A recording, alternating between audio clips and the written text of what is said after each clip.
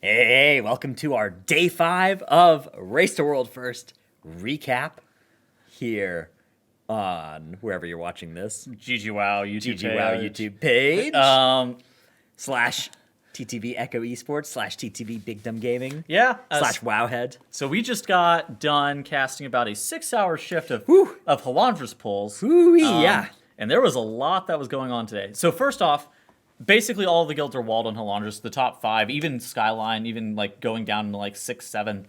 A lot of those Race to World First contending guilds are stalling on Halondrus, and it's starting to seem like the challenge that we were gonna hope that it was whenever we like idealized it in our minds coming into the tier. If not even more of a challenge than potentially we were bargaining for. At this point in time, both Liquid and Echo are over 200 pulls, and over 30% is still their best on the boss. Now, from the time of recording this, Liquid's going to be pulling for another 6-8 hours, something like that.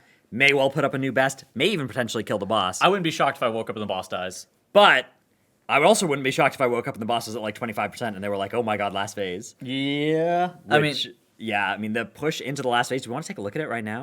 Yeah. So the push itself into the last phase so we just got done casting the Echo stuff, so that's the one that we know the most of. The push into the last phase is look at this crazy. Nonsense. Unlike on Heroic and unlike the phase 1 push, you got these beams behind you that really cut how much play space you have. And you have 6 bombs that you're working on during this entire phase, and you can't let any of them explode, and you can't leave them on the ground for too long because then they'll get behind that wall of death that is just behind Halondrus. Very, very scary phase, and you can see the deaths on the board here make it so hard for them to keep everything going. So in Echo's best pull, I actually don't know what Liquid did for their best pull, but in Echo's best pull, they made it to this phase with like 17 people alive, and they are just trying to feel out like how they want to position around the boss. Both Echo and Liquid are basically just like stalled out on this fight, though, and that's why the name of this like subsection is Liquid and Echo stall. Both of the guilds are slowly progressing through the fight. There was some nerfs that hit the boss, though, but they do not trivialize the fight in any way, and honestly, the fight is still fucking hard. Yeah, so about 3 hours before Echo went to bed, the following set of nerfs came in. 10% came off the boss's health. Yep. Not a big deal in terms of any push timings. There weren't really any hard pushes. There was a second reclaim that you could get in P2 if things went a little bit wrong that you now can't get in P2, and you don't even need to Bloodlust to avoid it. But other than that, there's not really any push changes based on this. The only thing the health nerf is really doing is making it so you don't need to spend as long in P3 before you kill the boss. There is, however, some other nerfs that are relevant. The beams in each phase now spawn in preset locations rather than at a random position around the boss, making it a little bit less likely to just clip somebody right at the start of a phase. And the slowy debuff circle that you get that does a lot of damage and you get dispelled to drop a slowy circle now prefers to target melee. It will still target some ranged, but majority of the time, 9 out of every 10 is targeting a melee or a melee healer, like a Holy Paladin. Yeah, and so like the nerfs, while significant, they actually don't change like what is really the difficulty of the fight. I feel like it's not something that Liquid and Echo were, they were at 30% on the boss's HP pre-nerf. They're still at 30% on the boss's HP post-nerf. It's not much that really changed. Yeah, it's really not a huge change to the texture of the fight. It is still unbelievably lethal because any explosion, bang, the whole raid is dead.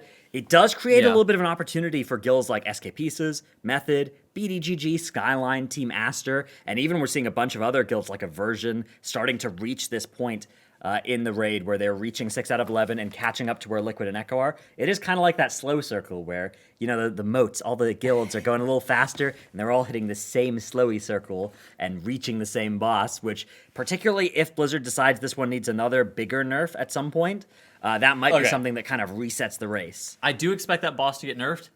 I don't expect it to get nerfed again during RWF. Look. I was surprised at the first nerf. We're at 200 pulls at this point.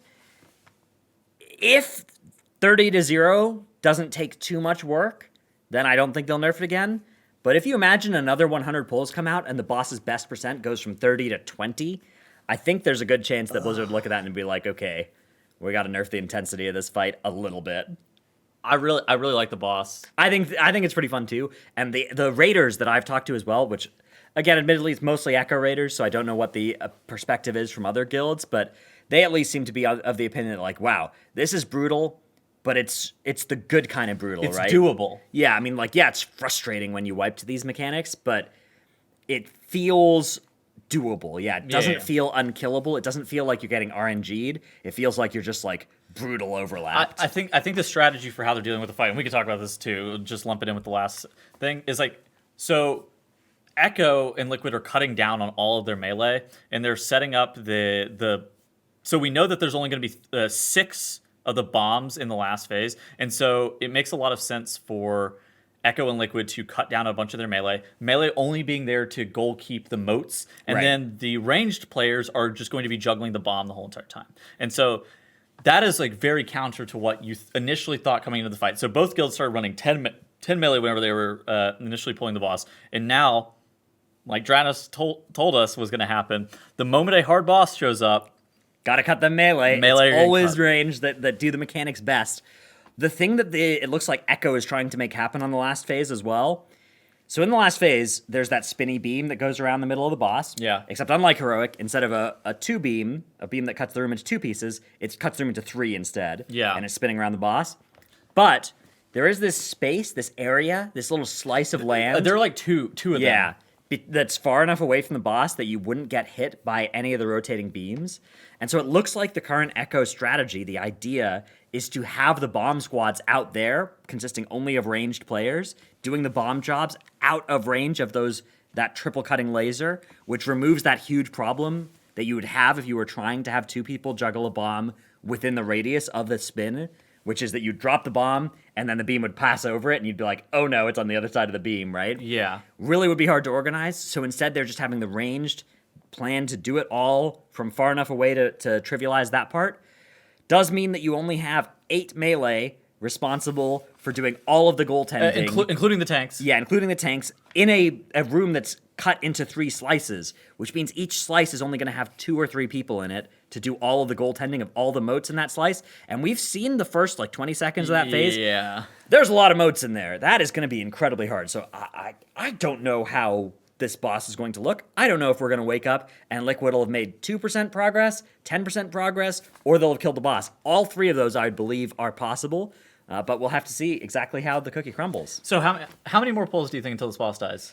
I think 300. I think this is a 300 pull boss. But both guilds are at like 200 right now. Yeah. So you think plus 100 pulls in the boss? If they don't nerf it again, yeah. Okay.